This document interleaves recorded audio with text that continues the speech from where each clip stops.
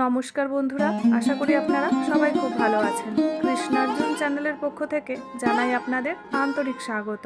আপনি কি জানেন বন্ধুরা, আপনার ঘরে লক্ষ্মী পুজো হয়, ধূপ ধুনো জ্বলে, তবুও সংসারে শান্তি কেন থাকে না? অর্থের টানাটানি, ঝগড়াঝাটি কেন লেগেই থাকে? এমন কি ভুল হচ্ছে আমাদের অজান্তে যে মা লক্ষ্মী আসেন ঠিকই, কিন্তু স্থায়ী হন না?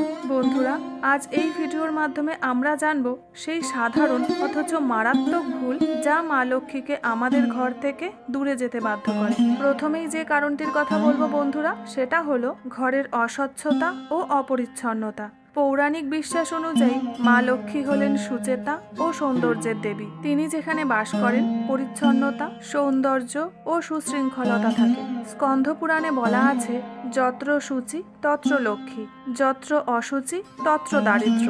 অর্থাৎ যেখানে সুচিতা আছে সেখানে লক্ষ্মীর বসবাস। অপরিষ্কার ঘর ও পরিবেশ মানসিক উদ্বেগ ও হতাশার জন্ম দেয়, যা অর্থ উপার্জনের প্রচেষ্টা ও মনোভাব দুর্বল করে। সেই জন্য মা লক্ষ্মী যাতে আমাদের ঘরে স্থায়ীভাবে বসবাস করেন, তার জন্য আমাদের যা করতে হবে সেটা হলো প্রতিদিন সকালে ঘুম থেকে উঠে ঘর ঝাড় দেওয়া, প্রদীপ জ্বালানো, বিশেষ করে রান্নাঘর ও মূল দরজা পরিষ্কার পরিচ্ছন্ন রাখা খুবই প্রয়োজন। এর পরে যে কারণটির কথা বলবো বন্ধুরা, সেটা হলো সন্ধেবেলায় কখনোই ঘর অন্ধকার করে রাখবেন না। ব্রহ্মপুরাণ অনুসারে সন্ধেবেলায় ঘরে আলো না জ্বালালে লক্ষ্মী দেবী বিরক্ত হন এবং দারিদ্রতার দেবী অলক্ষ্মী ঘরে প্রবেশ করে। আধ্যাত্মিক ব্যাখ্যা অনুসারে সন্ধ্যের সময় হলো সন্ধিক্ষণ, দিন ও রাত্রের মিলন বিন্দু। এই সময় ইতিবাচক শক্তি প্রবেশ করে আলো ও ধূপধুনোর মাধ্যমে, বিশেষত প্রদীপের নরম আলো।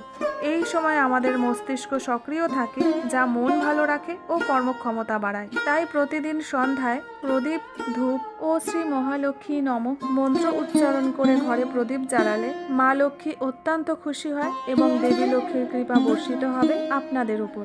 3 নম্বর যে কারণটির কথা বলবো বন্ধুরা, রোজ যদি বাড়িতে ঝগড়া, বিবাদ, কলহ লেগেই থাকে, তাহলে কিন্তু সেই বাড়িতে মা লক্ষ্মী প্রবেশ করেন না। পদ্মপুরাণে বলা আছে, যেখানে রাগ, অভিশাপ বা নেতিবাচক ভাষা ব্যবহৃত হয়, সেখান থেকে দেবী লক্ষ্মী বিদায় নেন।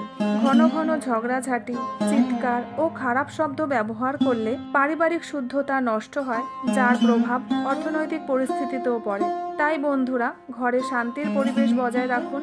রাগ হলেও চেঁচামেচি নয়, মা লক্ষ্মীর নাম স্মরণ করুন। এর পরের কারণটি হলো ভোরে ঘুমিয়ে থাকা। গরুর পুরাণ অনুসারে মা লক্ষ্মী ভোরবেলা ঘরে প্রবেশ করেন। যারা এই সময় ঘুমিয়ে থাকেন, মা লক্ষ্মী তাদের ঘরে প্রবেশ করেন না।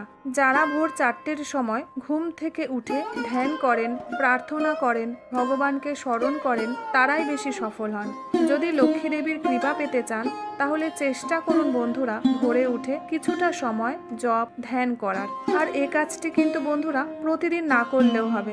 সপ্তাহে অন্তত 3 দিন ভোরে উঠে মা লক্ষ্মীর জপ, ধ্যান করুন। সর্বশেষ যে কারণটির কথা বলবো বন্ধুরা, যার জন্য মা লক্ষ্মী গৃহে স্থায়ী হন না, সেটা হলো নোংরা আবর্জনা বাড়ির সামনে রাখা।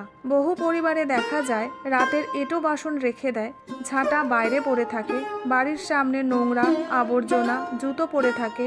এগুলো কিন্তু অলক্ষ্মীর প্রতীক বলে মানা হয়। তন্ত্রশাস্ত্র মতে এগুলি অর্থহানির কারণ।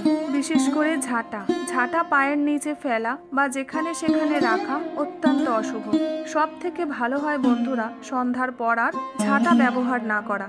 বন্ধুরা, মা লক্ষ্মীকে পুজো করার চেয়েও যেটা সব থেকে বেশি গুরুত্বপূর্ণ, সেটা হলো ঘরে এমন পরিবেশ তৈরি করা যেখানে তিনি স্বেচ্ছায় প্রবেশ করেন এবং যেখানে তিনি থাকতে চান।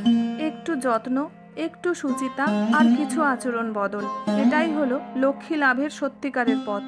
তাহলে বন্ধুরা, আপনারা যদি এই 5টি জিনিস মেনে চলেন, তাহলে মা লক্ষ্মীর কৃপা বর্ষিত হবে আপনাদের ওপরে। তাহলে বন্ধুরা, আশা করছি আজকের এই পুরো ভিডিওটি আপনাদের নিশ্চয়ই ভালো লেগেছে। আর যদি ভালো লেগে থাকে, কমেন্ট সেকশনে আমাকে জানাতে কিন্তু ভুলবেন না। আর বন্ধুরা, ভিডিওটি ভালো লেগে থাকলে লাইক, শেয়ার, সাবস্ক্রাইবের অনুরোধ রইল।